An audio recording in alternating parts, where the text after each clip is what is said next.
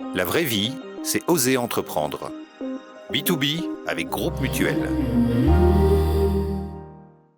B2B avec Business de Net Plus. Téléphonie fixe, mobile et Internet pour les professionnels. La proximité d'un réseau local. business.netplus.ch.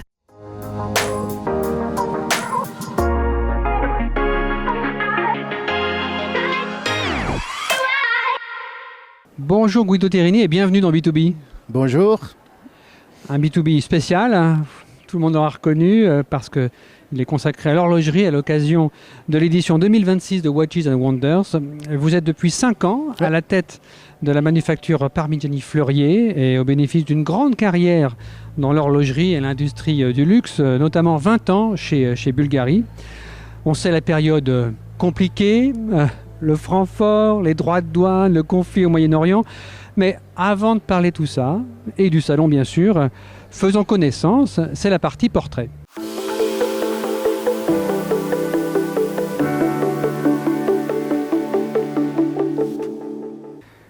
Guido Terrini, vous avez eu une vie avant l'horlogerie. Oui, absolument. Dans votre CV, j'ai vu 4 ans passés chez Galbani, le spécialiste des fromages méditerranéens. Vous vous occupiez de quel produit, de quel marché à l'époque? Mon imprinting managérial, c'est dans le food, à Milano. Et Galbani, c'était une très grande marque. C'est toujours? C'est toujours, oui. Et c'était un travail à l'école qui c'était très fascinant d'un point de vue managérial, mais aussi d'influencer quelque chose qui est dans la culture italienne, c'est très important. Et on était dans les fromages. Vous dites que c'était une très bonne école. Qu'est-ce que vous avez appris dans cette école? J'ai appris à comprendre la partie analytique d'un business et d'aller comprendre comment on peut aller à comprendre le futur vis-à-vis de la compréhension analytique d'un business. Analytique, ça veut dire quoi?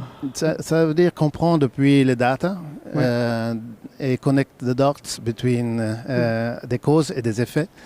Et après, c'était aussi un produit qui était très émotionnel aussi, étant quand même un fast consumer goods, qui donnait beaucoup des insights sur le client. Ça veut dire qu'à travers des études de marché, des techniques de compréhension qui c'était important de connaître à un âge jeune, on a sollicité, titillé les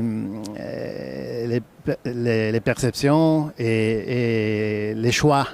Et ça vous a été utile chez Bulgari et encore aujourd'hui chez Parmigiani Fleurier? Oui, après, on comprend que pour bouger des choix, il faut comprendre les raisons pour lesquelles les gens sont amenés à acheter quelque chose. Et ce sont des questions rationnelles, mais aussi irrationnelles.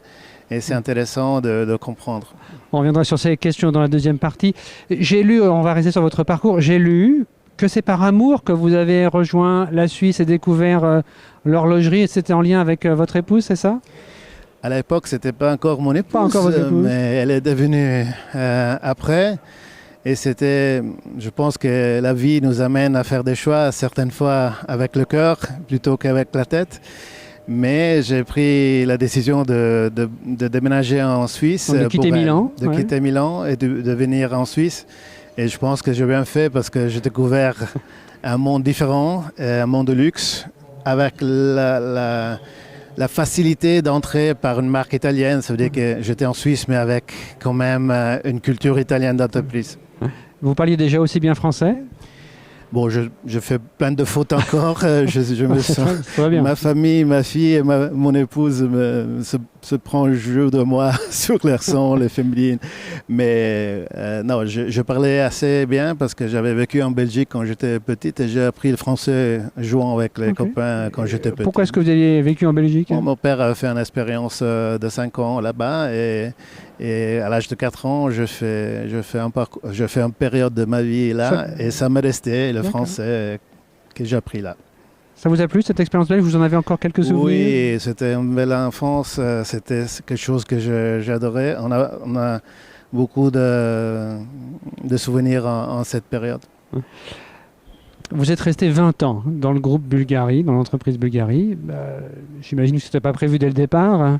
Qu'est-ce qui fait qu'on reste aussi longtemps dans une entreprise?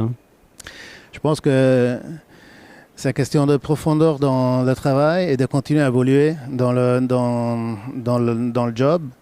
Je suis entré comme simple product manager dans la collection sportive des montres.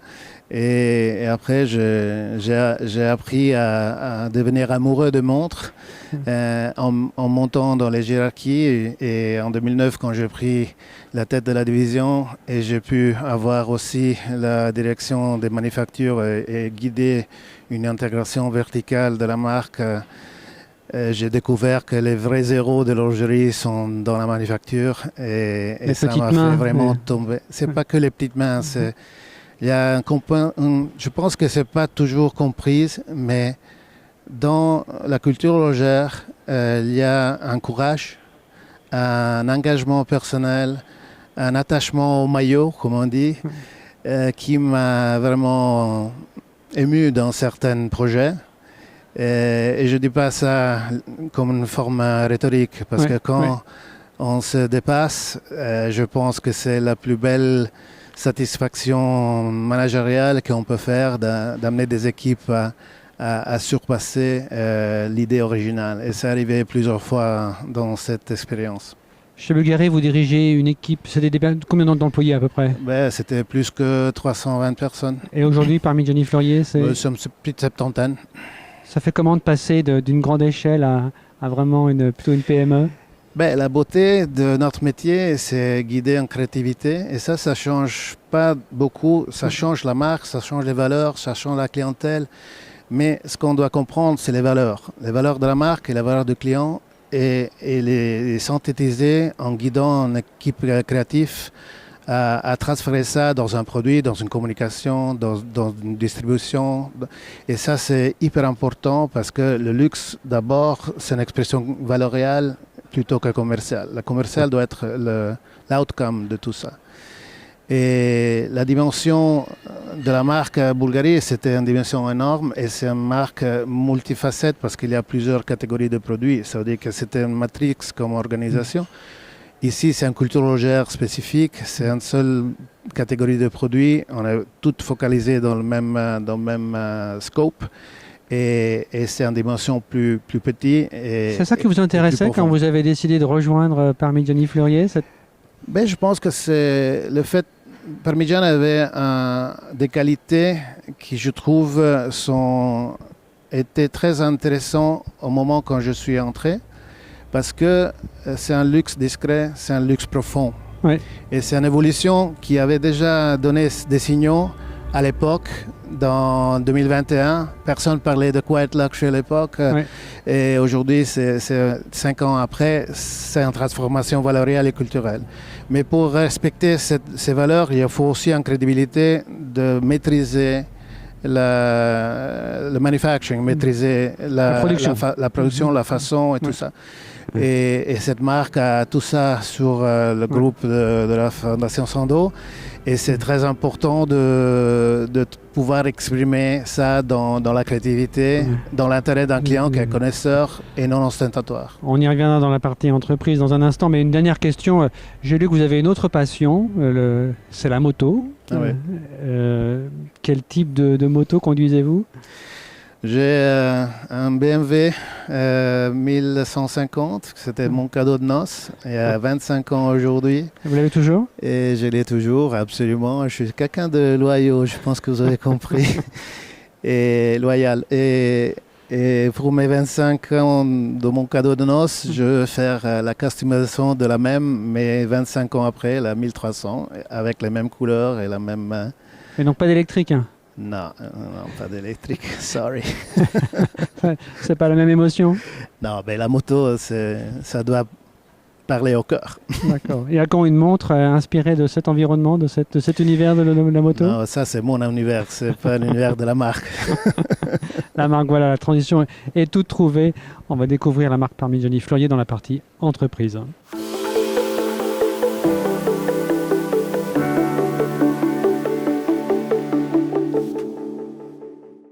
Un petit peu d'histoire pour commencer cette deuxième partie. Parmigiani Fleurier a été créé en 1996 par un horloger très réputé, Michel Parmigiani. Vous l'avez brièvement évoqué, c'est la fondation de famille Sando qui est propriétaire de cette manufacture installée au Val de Travers. On enregistre ce B2B au 4e jour de Watches and Wonders 2026. Jusqu'ici, comment se passent les choses ? Très très très bien, parce que nous sommes en train de fêter notre 30e anniversaire, et en faisant ça, nous sommes en train de souligner les vraies valeurs de la marque qui sont enracinées dans son fondateur, qui est une légende vivante de la restauration. Quand on est restaurateur, on maîtrise son expertise, mais on travaille sur le travail de quelqu'un d'autre, qui est l'étymologie de la discrétion de la marque. Mais la marque est très profonde, et on a dévoilé une première mondiale pour la 3e fois, un chronographe mystérieux qui prend vie quand on a besoin et qui disparaît quand on a fini de mesurer le temps, et ça, c'est le talk of the fair. Vous dites que ça se passe très très bien, et on a l'impression presque mieux qu'attendu, parce que c'est vrai qu'avant le début du salon, il y a quelques semaines, un conflit a éclaté au Moyen-Orient. On a craint que beaucoup de clients ne puissent pas venir. En fait, là, c'est pas ce qui se passe. Il y a quand même une bonne affluence. Tout le monde est venu depuis Moyen-Orient. Ça, c'est vraiment touchant, parce que on avait la question, combien de gens seraient venus, mais le cessez-le-feu a fait ainsi que les gens ont pu se déplacer, et ça fait plaisir de les voir. Quel est le rôle d'un salon comme Watches and Wonders pour vous ? Dans un article de presse, j'ai lu qu'en 2022, vous déclariez que 40% du budget marketing de l'année était consacré à ce salon. Ça, c'était en 2022. En 2026, c'est toujours un investissement aussi important de venir ? Un petit peu moins, mais quand même reste un moment crucial. Je pense que cette semaine, c'est le moment où Radio Watches, tout le monde se syntonise sur cette fréquence. Et c'est important parce que c'est le moment où les passionnés, les détaillants, la presse peuvent voir contextuellement les marques, et ils sentent les directions où on va, et ils sont capables de comprendre mieux la marque comme ça. Je pense que c'est hyper important qu'il y ait un salon international comme celui-ci qui est capable de donner aux marques la possibilité de se présenter d'une façon magnifique. Vous évoquez la presse, mais est-ce que c'est un lieu, un moment où on passe vraiment des commandes ? Est-ce que vraiment des clients vont signer des achats ou des promesses d'achat ? Oui, ça reste un moment aussi commercial. C'est clair que la visibilité de la marque passe à travers. Je pense que nous, on va voir 600 journalistes dans ces 4 jours. Moi, personnellement, une cinquantaine d'interviews. Mais aussi, il y a tous les collectionneurs qui sont en train de venir. On attend 600 personnes pour le touch and feel. Et toucher l'expérience de nos montres. Et ça, c'est hyper important, parce que physiquement, la montre doit être touchée, doit être sentie au poignet. Le prix moyen, j'ai regardé où c'est une estimation, vous me corrigerez si elle est fausse, c'est de 35 à 40 000 francs. Je pense qu'il y a des grandes listes d'attente. Oui, je pense que la liste d'attente, c'est quelque chose qui était explosé dans la bulle de la spéculation, où des gens achetaient des montres pour gagner de l'argent. Maintenant, c'est heureusement derrière, les temps sont différents, et la liste d'attente va dépendre plutôt d'une over-demande sur une estimation qu'on a fait. Ça veut dire que je pense qu'on a déjà des montres qui sont commandées plus qu'on a produites. Et donc, pour certaines, il faut attendre plusieurs mois. Mais ça dépend de la référence à la fin. Mais c'est plusieurs mois potentiellement d'attente ? Ça dépend de la référence. Ça peut être, par exemple, l'année passée, pour la calendrier perpétuel, il a fallu attendre 6 mois. Les derniers ont été livrés récemment. Ou pour la Ultra Cermet de l'année passée, c'était aussi une liste d'attente. Est-ce que vous produisez combien de pièces par année ? Mais on ne le dévoile pas, mais on parle d'une quantité confidentielle. C'est une marque non à volume.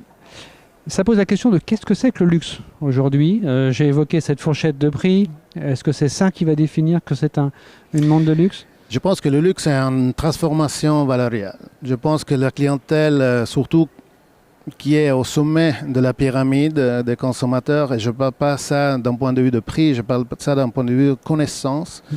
Les amateurs du luxe sont des gens qui vont plus en profondeur, et c'est un peu le contraire du hype. En profondeur, ça veut dire quoi ?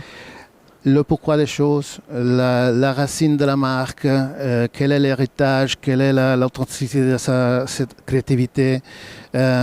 Toutes ces choses sont en train de rendre le prix non plus une synthèse, comme il était une fois, entre prestige et qualité. Parce que le luxe a poussé les prix d'une façon non compréhensible.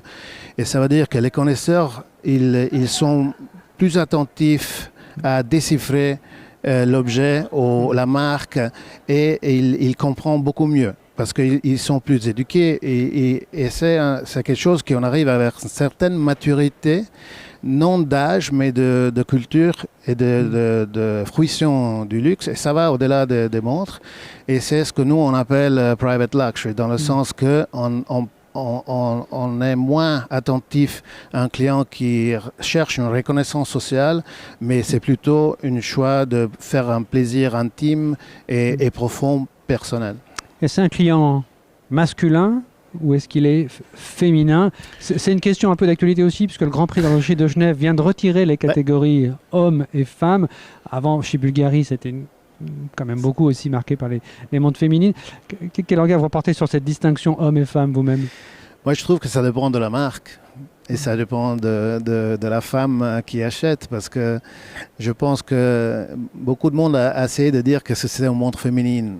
Et après, quelqu'un a décidé que une montre féminine, c'est qu'elle est au poignet d'une dame. Je pense que ça évoque la difficulté de classifier ça. Et c'est bizarre parce que nous, en 2022, on a gagné le prix de la montre dame avec la tonde APF 36 mm, qui à la fin, c'est une taille plus petite d'une montre masculine avec des détails, si on veut, mais ça reste un design unisexe. Ça veut dire que ça dépend de l'offre. Mais je trouve qu'on a le droit de penser femmes et hommes, mais on a aussi le droit d'accepter que les genres, c'est moins spécifique qu'avant. Et dans vos clients, vous les connaissez, c'est quelle proportion masculin-féminin chez Permis Jenny Fleurier? Aujourd'hui, on est plutôt masculine comme marque, mais on ne peut pas faire un relancement d'une marque en faisant tout en même temps. On part avec des étapes et la femme, c'est toujours dans nos pensées. Parler de relancer la marque, c'est un point important parce que elle a connu des difficultés financières et la manufacture a été rentable, je crois, pour la première fois en 2022. C'était un an après votre arrivée. Aujourd'hui, financièrement, on peut dire que les choses se sont stabilisées. C'est serein. Je pense que c'est encore une trajectoire qui va dans la direction de consolider ce qu'on avait commencé. Mais il y a des facteurs quand même aussi externes parce que la conjoncture, c'est pas facile. Aussi des effets de taux de change, des effets de matériaux précieux affectent la profitabilité de toute la catégorie. C'est-à-dire que ça continue à être une démarche qu'on doit continuer à poursuivre. En termes de gouvernance, vous êtes là depuis 5 ans, donc vous apportez clairement un élément de stabilité. La présidence a changé déjà 3 fois depuis que vous êtes là. Aujourd'hui, c'est Philippe Peverelli qui est le président. Là, il y a la bonne équipe entre vous deux, ça fonctionne bien? Oui, absolument. 2026, quels sont pour vous les grands défis? J'ai évoqué en introduction le Francfort, les droits de douane, on a brièvement évoqué le conflit au Moyen-Orient. Quel est pour vous le principal défi de l'année? Je pense que le défi, c'est l'incertitude de ce moment, parce que quand on fait des prévisions avec une guerre qui a commencé il y a un mois, c'est pas quelque chose de stable. C'est-à-dire que le défi est être agile. Je pense qu'il faut être capable de suivre bien les choses. Ça veut dire que cette guerre, elle a fait que vous avez de nouvelles priorités. Est-ce que le marché américain est devenu plus important ou plus prioritaire qu'il ne l'était avant ce déclenchement de ce conflit? Je pense que le marché américain a démontré une résilience importante. C'est une croissance très forte. On est au sommet de notre histoire dans ce marché. C'est quelle part des ventes, en gros, la proportion? Ça commence à dépasser un tiers. C'est un tiers des ventes. Ouais. C'est votre premier marché? Oui, c'est le premier marché. Ouais. Mais je pense que c'est important de dire que dans un moment d'incertitude, la gestion de la marque doit être encore plus disciplinée. C'est-à-dire que je pense que gérer une marque, c'est un marathon. C'est pas un sprint de 100 mètres. Discipliné, ça veut dire quoi? C'est la gestion des stocks que vous évoquez? Non. C'est une question valoriale. C'est une question d'être précis dans qu'est-ce qu'on est en train d'exprimer. C'est de continuer à être avec une valeur de la marque qui est claire Et ça, c'est... Donc, c'est pas se disperser. C'est vrai. Oui, mais il faut être vraiment plus clair possible parce que le luxe est tellement varié et c'est très important à la fin de clarifier soi-même parce que les clients qui adhèrent à la valeur de la marque et au style de la marque, ils vont s'identifier encore plus. Ce que vous nous dites, c'est que finalement, plus que l'effet potentiel de droit de douane ou d'un franc qui est fort, avec la gamme de prix dans laquelle vous évoluez, vous êtes sans doute moins sensible qu'évidemment que celles qui sont d'entrée de gamme. Mais c'est l'ambiance générale du marché, c'est l'appétit des clients à se faire plaisir ou la disposition d'esprit des clients à se faire plaisir qui est le plus important. Il faut leur redonner confiance que c'est quand même le moment de venir vous voir et d'acheter une montre. Non, je pense qu'il ne faut pas penser à aujourd'hui dans un moment comme ça. Il faut penser à faire comprendre qu'est-ce que la marque, le pourquoi de la marque. Et c'est ça qui adhère une clientèle parce qu'on achète une montre, c'est un objet qui devrait survivre toi-même. Ouais. C'est pas un objet qu'on achète d'une façon légère. C'est quelque chose de très intime. Et le plus on est clair dans les valeurs de la marque, dans son style, dans sa créativité, de continuer à être intéressant pour la clientèle que je viens de décrire, c'est ça qui nous guide dans notre développement, dans notre poursuite et gérer la demande très très important vis-à-vis du sell-out. Nous avons une règle qui est très très importante. On ne donne jamais une deuxième montre avant que la montre était sortie du magasin parce qu'il y a eu un sell-out, parce qu'il faut gérer très bien l'offre et la demande et suivre une croissance organique. Le nombre de points de vente, est-ce que ça fait partie aussi de cette discipline? Il était de 100 en 2024, il était de 200 auparavant. Ouais. Je crois qu'aujourd'hui, vous avez réduit à peu près à 80. Non, on reste une centaine de portes. Je pense que ça, c'est la dimension correcte pour notre marque. Ouais. Et c'est clair que la réduction de portes qu'on a fait en 2022 et 2023, c'était important pour choisir des professionnels qui avaient la clientèle juste, qui avaient une adhésion à la vision et la mission de cet relancement. Et toujours dans cette question de discipline, on voit différentes manufactures verticaliser leur production. On a vu les centres de production d'Audemars Piguet, Hublot prépare le sien, et il y en a encore eu d'autres. Vous avez l'entité Vaucher Manufacture dans votre groupe. Vous avez aussi collaboré avec un atelier genevois, le Agénor, je crois. Cette maîtrise de toute la chaîne de production, elle est plus importante que par le passé ? Je pense que la verticalisation, c'est une philosophie, mais ça ne doit être pas poussé à l'extrême. Ce n'est pas intéressant de verticaliser jusqu'à la dernière vis. Ce n'est pas économiquement correct, mais c'est important de maîtriser le savoir-faire. Et dans les métiers de l'horlogerie, une montre ne peut jamais être faite 100% à l'interne. Il y a toujours des fournisseurs externes. Alors certaines fois, on s'appuie à des partenaires qui amènent leurs valeurs dans la création, dans certaines finitions. Par exemple, dans les cadrans, un guillochemin, on va chez un guillocheur. Et ça, il y a quasi 100 fournisseurs dans une montre. Si on arrive à qui fait la couronne, à qui fait les sous-composants d'un fournisseur. Et ça, c'est la verticalisation en valeur dans la conception stratégique de la montre. Et vous n'avez pas vraiment parlé du franc fort, je l'ai évoqué moi, mais vous ne l'avez pas repris. Le franc fort, c'est un problème pour vous. On a vu de grands patrons d'horloger dire que c'était un problème pour eux. Mais vous, ça vous pose... Mais oui, nous, on consolide en franc suisse. C'est clair que quand on vend avec l'appréciation de nos coûts, parce que les coûts sont en francs suisses. Bien sûr. Et vous vendez surtout, donc en dollars, on a compris le premier marché, et puis en euros Oui, en euros, mais il y a aussi les monnaies asiatiques. Le yen s'est déprécié quasi 50% en 5 ans. Imaginez un Japonais qui a acheté un tonne d'APF en 2021. Il doit mettre 50% de plus pour avoir la même montre. C'est lié pas à nous qu'on a augmenté les prix, c'est lié à cette situation. Oui, le taux de change, ça impacte. Mais heureusement, on sert une clientèle qui est assez fortunée et il y a moins de sensibilité sur ça. Mais quand même, ça reste quelque chose qui affecte la profitabilité parce que la valeur du selling dans un marché que c'est déprécié, elle est consolidée clairement. Mais est-ce que vous appelez, comme Nick Hayek du groupe Swatch, à ce que la Banque nationale suisse fasse davantage pour contenir l'envolée du franc? Est-ce que c'est quelque chose que vous espérez? Je pense que nous ne sommes pas un player aussi grand que le groupe Swatch, mais c'est clair que moins de volatilité dans les monnaies nous aiderait beaucoup, c'est clair. Peut-être que la résolution du conflit au Moyen-Orient aiderait, on verra ce qu'il en est. Ouais. Merci beaucoup Guido Terrini d'être venu dans B2B. Bonne fin de Salon Watches and Wonders à Genève. On a presque terminé, mais avant, vous savez, c'est le rituel, le questionnaire de Proust. Quel est votre principal défaut? Mon principal défaut, peut-être, je suis un peu têtu certaines fois. Qu'aimez-vous le plus chez vos amis? La sincérité. Quelle devise vous répétez-vous chaque jour?